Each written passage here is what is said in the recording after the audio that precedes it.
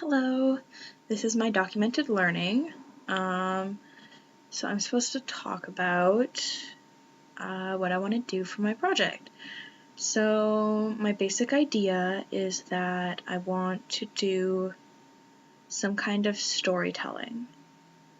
I found this really cool website. It's called Boom Writer, and it's where students can add chapters to things, and other students vote on those chapters to see which one's going to be used in the story, and I think that's really interesting. So I want to use that somehow. What gaps in my learning am I most concerned about? I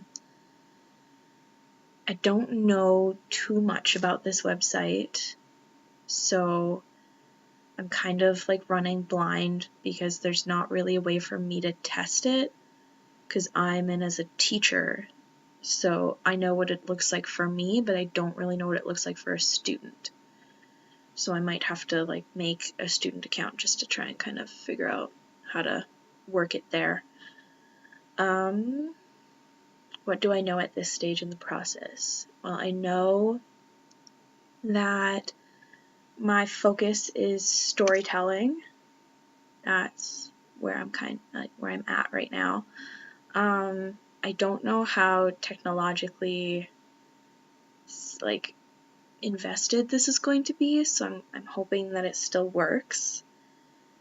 What challenges do I foresee?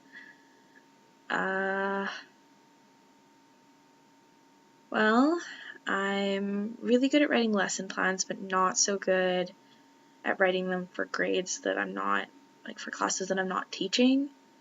And if I can't actually see that it's going to be taught right now, I'm going to struggle with that a lot.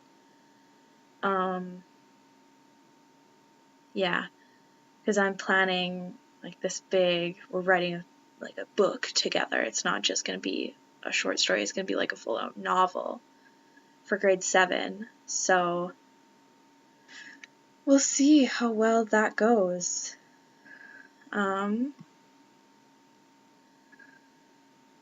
What do I want to know or need to know in order to move forward?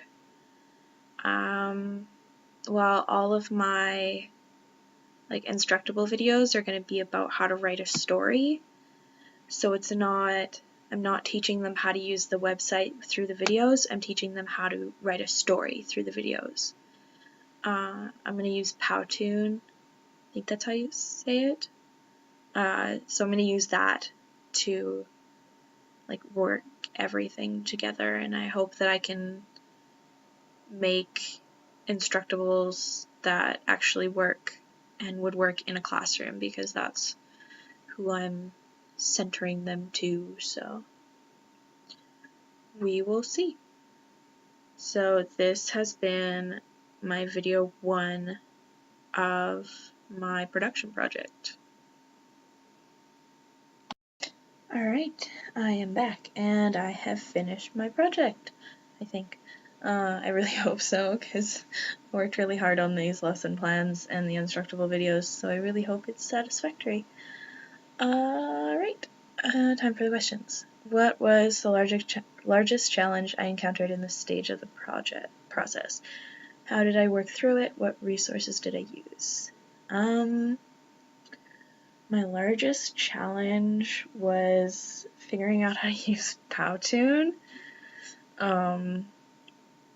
Cause yeah, trying to figure out how to make it more personal rather than using the templates that they already had. I kind of still did use them, but I tried to make them more workable with what I wanted. If I were to do things differently, what would I do? I'd probably find more information to put in the instructables, because I feel like they're really short, but I kind of wanted them to be segue type videos, not the focus of the class. I wanted them to be here's this thing that we're going to watch a short video on, and then talk about as a class. How will I use what I've learned moving forward? I will 100% use this lesson. If I'm teaching in an English class, I will most definitely use this lesson because I feel like Boom Writer is actually really interesting and it's very basic, so it's very moldable, and even if we don't work on like one big class story, because that's a really huge undertaking, if we just work on, let's say, like break them into groups and they're writing a short story all together. But yeah, I will most definitely use this entire lesson and the instructable videos that I've created, even if I don't use the lesson, I'll still use Boom Writer because it is really interesting. What surprised me the most, excited me, frustrated me? I'm not overly surprised by anything that happened. Excited me, I'm really excited to use this lesson. I'm really excited to use this lesson because I feel like it'll be really interesting. Frustrated me.